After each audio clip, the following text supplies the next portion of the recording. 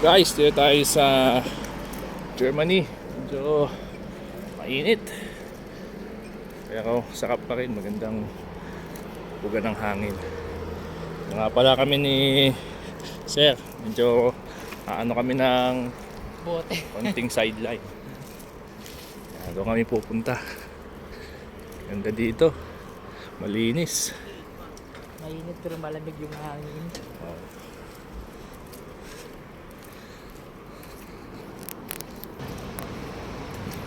Dito na naganap Embarkasyon ng ibang mga barko. Yes.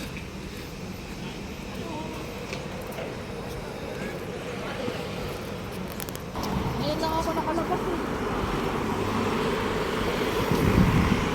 Ito maganda sa Europe. Napakalinis. Ito maganda dito. May mga bike lane. Grabe dito ba, linis talaga. Makikita nyo yun. Ito, bike lane to. Ang bike lang talaga yan. Papapansin nyo doon, may mga nagbabike.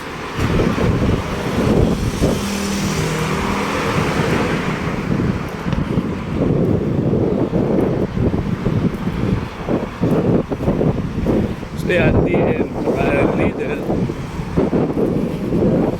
Doon tayo pupunta, pang grocery. Diba? Bike lane. Galing, no? 50. Ano ba ito? Gaano kayang gaanap kami kung saan pwedeng ibenta tong mga bote. Ay, in can pala. Tin cans.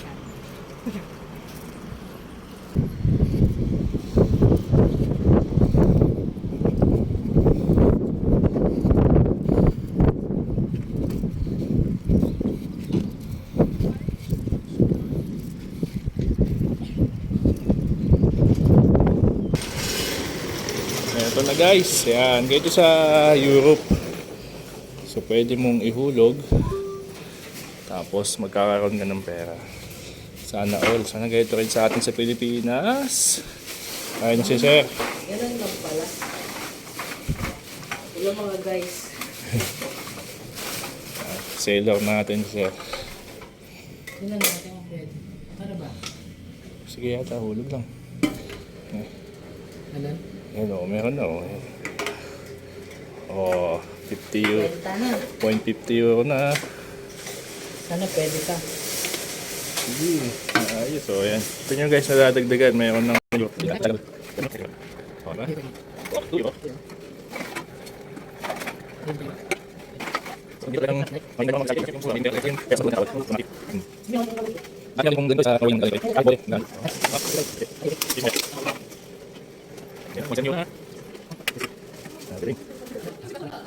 Lagay ko sa ano. Ay, bawal pala pasok ng kamay. Sorry naman. mga grocery, makikita itong mga ganito. Yung kamay So, pala yung bawal ipasok. double purpose. Kung wala kang pang grocery, pero pag mayroon kang inkan o kaya mga recycle material, magkakapera ka. Di makakapag grocery ka na. Galing.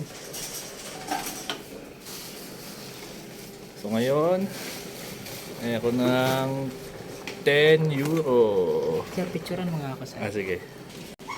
Ano yung nakuha mo, sir? Ayan na yung ticket. Tapos yun, 10 euro na. Isa pa, ano ko sa. Tapos, ito magiging resibo natin. Plus 0.50. O, di ba? What more kung sobrang May dami 11 ng inkan natin. Di maganda. Subukan natin i-ano to. Ibili.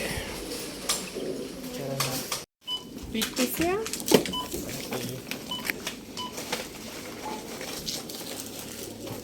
Papalitan na. Palitan na.